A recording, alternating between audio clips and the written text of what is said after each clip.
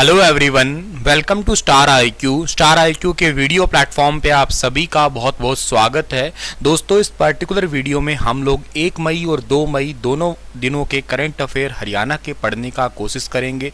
आइए स्टार्ट करते हैं आज के इस वीडियो लेक्चर सीरीज को। अगर आप लोगों ने स्टार आईक्यू यूट्यूब चैनल को सब्सक्राइब नहीं कर रखा है तो कर लीजिएगा, अपने दोस्तों को भी शेयर कीजिएगा और के साथ में स्टार आईक्यू टेलीग्राम चैनल को भी ज्वाइन करिएगा। दोस्तों, पहला सवाल हमारा होगा कि मुख्यमंत्री मनोहर लाल जी ने हरियाणा के किस गांव में अमृत सरोवर मिशन का शुभारंभ किया है। एक्चुअली अभी रिसेंटली जो है ना इन्होंने कर दिया है हरियाणा का अमृत सरोवर मिशन, और हरियाणा का ये अमृत सरोवर मिशन का शुभारंभ किया है इन्होंने नाहरा गांव में। सर, ये नाहरा गांव है कहाँ पे? ये नाहरा गांव सोनीपत में पड़ता है, ठीक है ना। 1 मई 2022 को जो है ना इसका शुभारंभ किया है, याद रखिएगा आप लोग, ठीक है ना। अमृत सरोवर मिशन का शुभारंभ। सो आपसे छोटा सा सवाल पूछा जा सकता है कि हरियाणा के अंदर अमृत सरोवर मिशन, एक्चुअली आप ये अमृत वर्ड बहुत बार देख चुके हैं क्योंकि ये आज़ादी का अमृत महोत्सव आपको यहाँ पे भी दिख रहा होगा। भारत सरकार की या किसी भी राज्य सरकार के अंदर आपको ये 75वां आज़ादी का अमृत महोत्सव, क्योंकि आप लोगों को शायद ये तो याद होगा ही कि 15 अगस्त 1947 को हम लोग आज़ाद हुए थे और 15 अगस्त 2022 को हम लोग आज़ादी का 75वां महोत्सव मना रहे हैं, जिसी का नाम दिया है अमृत महोत्सव, ठीक है ना। तो इसमें गणमान्य अतिथियों के द्वारा 105 स्थानों पर कार्यक्रम का शुभारंभ है, ठीक है। तो ये बात याद रखना। और सूचना एवं जनसंपर्क एवं भाषा विभाग हरियाणा की तरफ से इसकी जानकारी दी गई है। हरियाणा का जो अपशिष्ट जल प्राधिकरण है, या यूं कहिएगा इस डिपार्टमेंट की तरफ से भी अमृत सरोवर मिशन का शुभारंभ किया गया है। अगला सवाल है कि हरियाणा सरकार के द्वारा धान की सीधी बिजाई को बढ़ावा देने के लिए किसानों को कितने रुपए प्रति एकड़ का प्रोत्साहन दिया जाता है। तो धान की सीधी बिजाई, जैसे एक तो रोपण होता है, एक सीधी बिजाई की भी टेक्निक है वर्तमान में, तो इसके लिए 4000 रुपये का जो है ना प्रति एकड़ हरियाणा के लिए किसानों को प्रोत्साहन दिया जाता है। किसानों को अटल भूजल योजना के तहत पानी बचाने के लिए धान की सीधी बिजाई को बढ़ावा देने के लिए किसानों को 4000 रुपये प्रति एकड़ दिए जाते हैं, ठीक है ना। सीधी बिजाई मशीनों के द्वारा, जैसे गेहूं की बिजाई होती है कुछ इस प्रकार से ही। और धान न लगाने पर भी हरियाणा क्या करती है कि 7000 रुपये जो है ना प्रति एकड़ देती है। उस योजना का नाम तो आपको याद ही होगा, मेरा पानी मेरी विरासत योजना।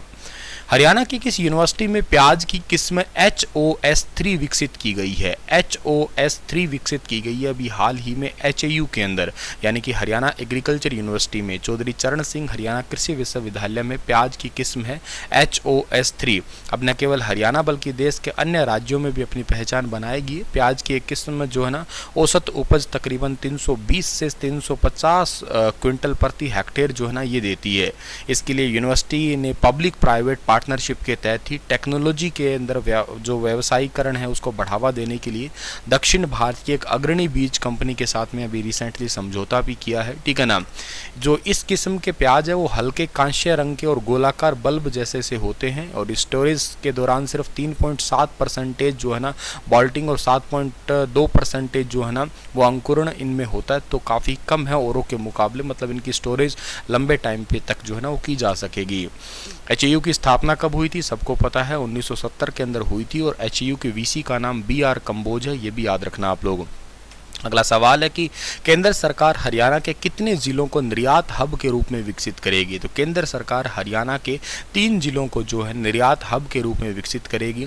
आज़ादी का 75 साल के पूरे होने पर हर जगह पे अमृत महोत्सव चल ही रहा है, और उसमें हरियाणा के 3 शहर, एक शहर का नाम है हरियाणा का कौन सा, गुरुग्राम है, एक शहर का नाम कौन सा है, एक है यहाँ पे फरीदाबाद है, ठीक है ना, और एक शहर कौन सा है, एक शहर है पानीपत है, ठीक है ना। तो इन 3 शहरों को जो है ना हरियाणा यूँ कहिएगा एक निर्यात हब के रूप में आगे लेके जाने वाली है। विशेष रूप से इंडस्ट्रियल रेवोल्यूशन लाने की जो है ना यहाँ पे कोशिश की जा रही है। फरीदाबाद को वाहनों के उपकरण और इंजीनियरिंग सामान, पानीपत को हस्त निर्मित कारपेट और कपड़ा, और गुरुग्राम को इंजीनियरिंग सामान और सेवा क्षेत्र जैसे BPO वगैरह होते हैं इनके क्षेत्र में आगे लेके जाया जाएगा। और हरियाणा की राजधानी चंडीगढ़ के साथ ही पड़ोसी राज्य जैसे हिमाचल है, शिमला है, और शिमला का ही सोलन हो गया है, दक्षिण पश्चिम दिल्ली हो गया, उत्तर प्रदेश का कानपुर, गौतम बुद्ध नगर हो गया, वाराणसी हो गया, मुरादाबाद हो गया, इनके अंदर भी जो है ना इन क्षेत्रों को भी इस पर्यटन हब के रूप में या यूँ कहिएगा निर्यात हब के रूप में, और मतलब हरियाणा कोशिश कर रही है कि हरियाणा के अंदर ज़्यादा से ज़्यादा पर्यटन बढ़े। वो तो इनका पड़ोसी राज्य से हिमाचल साइड से या कहीं और से पहाड़ी के लिए मोरनी को विकसित कर दिया, के अलावा ये जो आसपास के क्षेत्र है इनमें निर्यात भी बढ़ जाए, बिजनेस रूप से भी हम लोग जो है ना बड़ा स्ट्रांग हो जाए। हरियाणा राज्य किस राज्य से देसी कपास का बीज खरीदेगा? तो देसी कपास का बीज खरीदेगा हरियाणा राजस्थान से। ऑप्शन नंबर डी जो है ना बिल्कुल ठीक रहेगा। हरियाणा में कपास की फसल में गुलाबी सुंडी का प्रकोप व फसलों के बदलाव की योजना के चलते इस बार हरियाणा में देसी कपास की बिजाई थोड़ी ज़्यादा हो रही है और इसके लिए हरियाणा सरकार कर क्या रही है कि राजस्थान से देसी कपास का बीज मंगवा रही है। लगातार नरमे का बीज तैयार करने वाली कंपनियों ने देसी कपास का बीज कम मात्रा में तैयार किया है, ठीक है ना।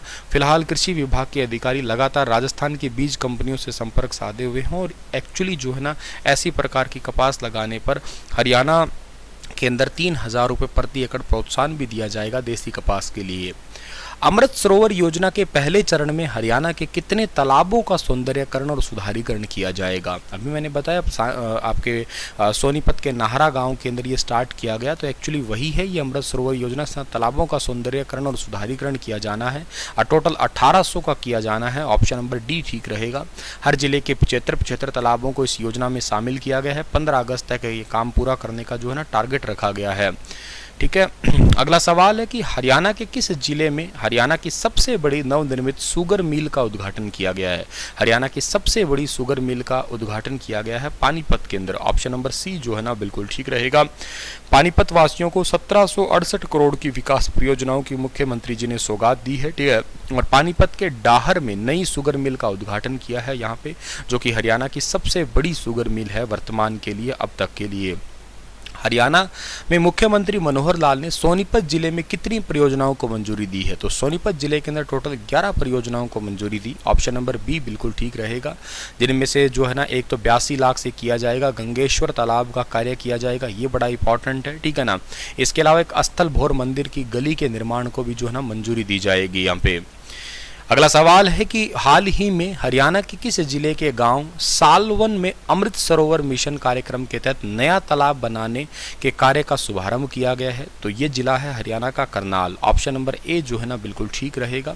असंध के विधायक शमशेर गोगिल ने जो है ना यहाँ पे इसका शुभारंभ किया है, स्टार्टिंग की है गांव सालवन, ठीक है ना। ये करनाल जिले का पड़ता है और इसको जल संरक्षण करने के लिए जो है ना ये ऐसा सरोवर स्टार्ट किया गया है। या 2022 15 अगस्त तक ये योजना तो खैर पूरे हरियाणा में ही 1800 तालाबों को करनी है, पूरा है, ठीक है।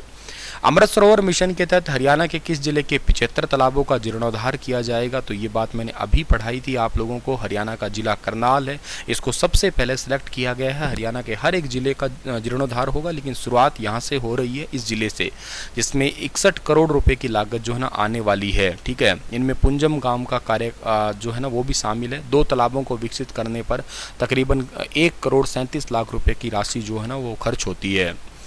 हरियाणा के किस यूनिवर्सिटी की छात्राओं ने बेंगलुरु जैन विश्वविद्यालय में आयोजित खेलो इंडिया यूनिवर्सिटी गेम 2022 में रजत और कांस्य पदक जीता है? तो ये हैं जीजेयू यूनिवर्सिटी के स्टूडेंट, यानी कि ऑप्शन नंबर बी जो है ना बिल्कुल ठीक है।